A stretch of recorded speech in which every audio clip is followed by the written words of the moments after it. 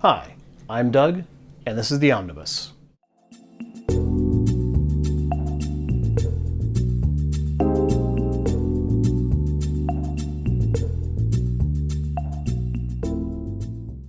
Today, I'm going to talk a little bit about Star Trek.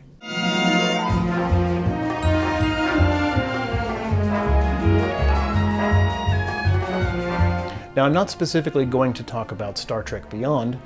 I'm going to talk about Star Trek as a whole. Star Trek Beyond has been moderately successful, but I don't think it's been nearly as successful as Paramount had hoped for. This indicates to me that Paramount doesn't really understand what they have with Star Trek. This includes going clear back to when Paramount bought Desilu and acquired Star Trek.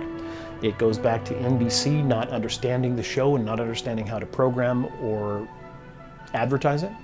I'm not talking about the creative people who are writing the scripts and producing the shows. I'm talking about the network executives and the studio heads. Now, I'm sure most people know the stories of Star Trek in 1966 with NBC not really understanding the show that they had. And the show was never really a rating success. It was moderately successful, but not enough to maintain the show. NBC was skeptical of it in the first place, and they couldn't see spending the money on it when it wasn't getting the kind of ratings that they had hoped for. This has been the history of Star Trek. Star Trek was never a blockbuster. Even when the movies were coming out, the films were successful, but they weren't Star Wars success. The problem is that Paramount, and now CBS, seem to think that Star Trek should be Star Wars successful, that it should be an enormous blockbuster with huge box office, huge ratings, and something that they can create a tentpole out of. But that's never been Star Trek. Star Trek has always had somewhat of a niche audience, a very loyal but niche audience.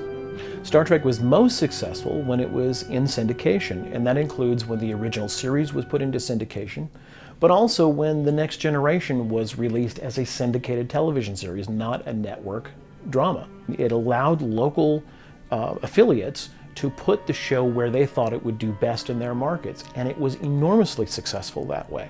So when Star Trek The Next Generation and Deep Space Nine were both very successful in syndication, Paramount thought, again, that they had another tentpole on their hands. They thought that they could prop up an entire network by using Star Trek as its anchor. So when Star Trek Voyager came along, they decided that that was going to be the premiere show of the United Paramount Network. The problem with the United Paramount Network was two things. One is that it was not really viable in all of the major markets around the country. There were some places where you couldn't get UPN at all, so you couldn't see Star Trek. And there were places like where I live where the show was constantly being preempted by basketball games and other sporting events, so you never knew when Star Trek was going to be on.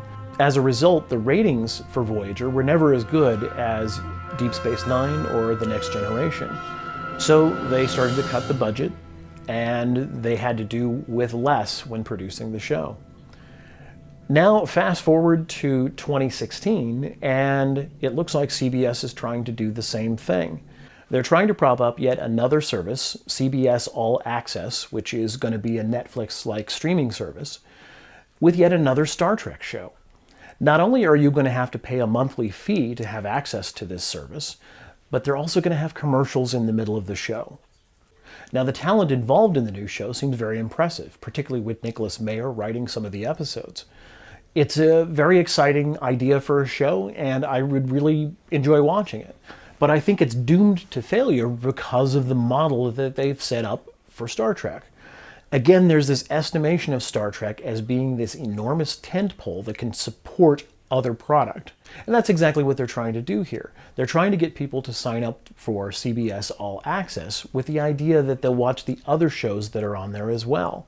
I think if they don't make some adjustments to the way they're presenting Star Trek, in other words, make it available on a variety of services or make it available for free over the air, that they're going to lose their audience and they're going to have another less than successful Star Trek product.